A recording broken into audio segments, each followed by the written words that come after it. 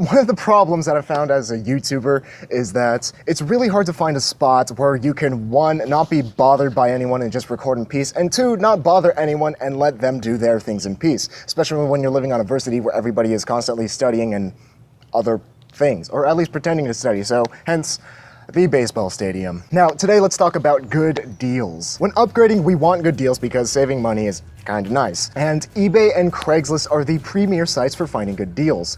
One of my friends, Min, is really good at spotting good deals. For instance, he's bought a pair of Spinergy Rev X's full carbon wheels for $250. He's bought a Fetish Cycles, just kind of like an aluminum bike with Sugino 75s and h+son archetypes for $400, and he's also found some other things like Sugino 75 crank arms for $80. Min is really good at finding good deals. By definition, a good deal is purchasing an item for a much lower price than you would normally have to pay for it. But sometimes good deals aren't actually good deals, and that's because good deals are very subjective to the buyer. Today, we'll take a look at how to spot good deals and how to spot good deals that are actually bad deals in disguise, so you don't waste your hard-earned cash. So the general consensus is that a good deal is something that you save money on, something that is cheaper than you would normally be able to buy it for. But I would define a good deal as something that goes a step further. For a purchase to be considered a good deal, I think that it has to be an item that you will actually realistically use. It can't just be something that you save money on. The bottom line is that you save money on the purchase. If you're going to use the item, then you're actually saving money. If it's just going to sit around in your garage or in your closet, although you might have been able to purchase the item for a much lower price than normal, because you're not getting use of it, you're not getting value out of it, and that is money wasted. So when it comes to bikes, uses include actually upgrading something on your bike or a friend's bike, having something as a backup that you will use in the future, or buying a product so you can sell it and make a profit from it in the future. As long as that you get some sort of use out of the item and that you get your value out of the money that you put into the good deal and then some, then it is considered a good deal and it is not wasted money. Now let's take a look at one of the good deals that my friend Min got. So he bought this set of Spinergy Rev X's full carbon wheels for $250, but he used them for a little bit, realized that they were a death wheel, and decided to sell them off for a much higher price. In total, he made money on this purchase, and because of that, although he didn't actually use it himself all that much, it is a good deal because he flipped it and made a profit from it. Let's compare that to a quote-unquote good deal that I have made. For instance, take a look at this 130mm Thompson stem. I got this thing for $30, but it's 130mm and will not fit on my bike. Another good, quote-unquote good deal that I've made, I bought this Thompson seat post that I thought was 27.2 for $20. Now, my intention when I was buying these things was to sell them and to flip them and to make a profit off them because I was able to get them for a pretty good price. $30 for a Thompson stem that usually goes for $60 used, and $20 for a Thompson seat post that can go upwards from $60 to or maybe even $80 used. Now, the reason why these aren't good deals is because I can't use them, and I am someone who's not a Craigslist, somebody who's going to sell this for a profit. Realistically, I've been just sitting on this item for about 2 years now. It's just been sitting in my closet and gathering dust. Because I cannot get my value from this stem because it's too big, and because I am not realistically going to sell this item off, I cannot get my value from this item, and this is $30 wasted.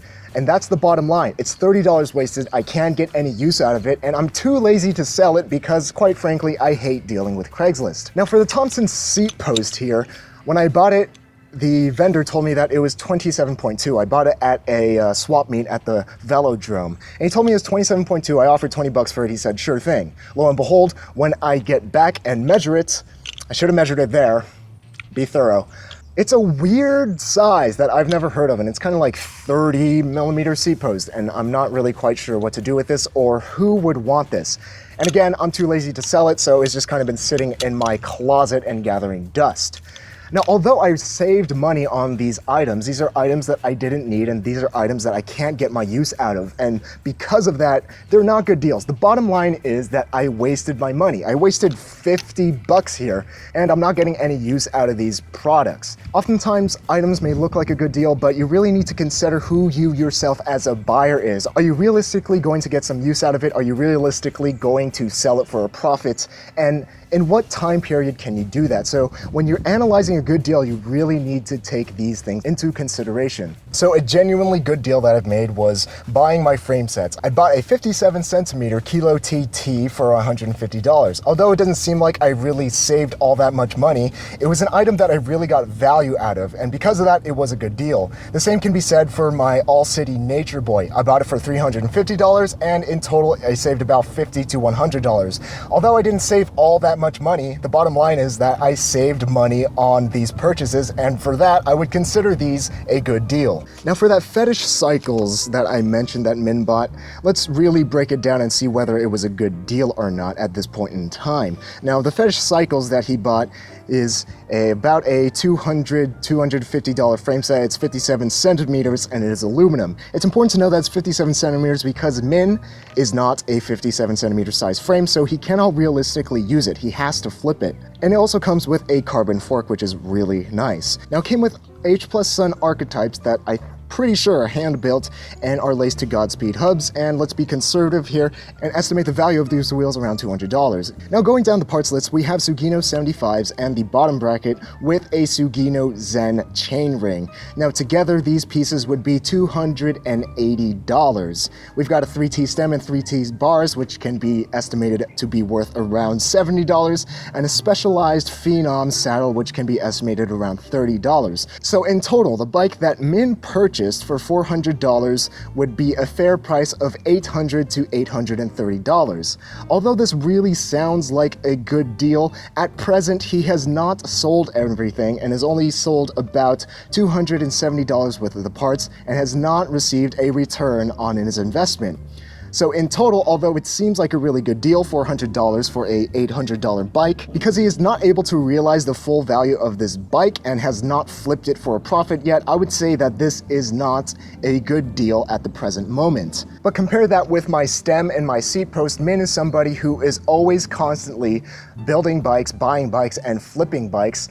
But with this item, he has kind of been sitting on, and for him, it would be a good deal to buy that bike because he will realistically flip it. For me, it was a bad deal to buy the stem because I will not realistically flip it. Although if any of you want to buy it, shoot me an email and maybe this can be a good deal for me. Now, good deals can actually be really bad deals in disguise because the good deal and the fleeting nature of the deal gives us this sense of urgency, and it instills this want in us that we need to upgrade or that we should upgrade at this time, when in reality we really don't need to or want to. This instance can be seen with my Sugino 75s. I upgraded from an Andal standard track and pretty much wasted my $100. Although $100 for Sugino 75s is a really good price, I just did not need to make that upgrade. And now I have an extra set of cranks laying around. So the bottom line is, because it instilled that sense of urgency in me, it instilled this want in me that wasn't previously there and led me to make a purchase that I didn't need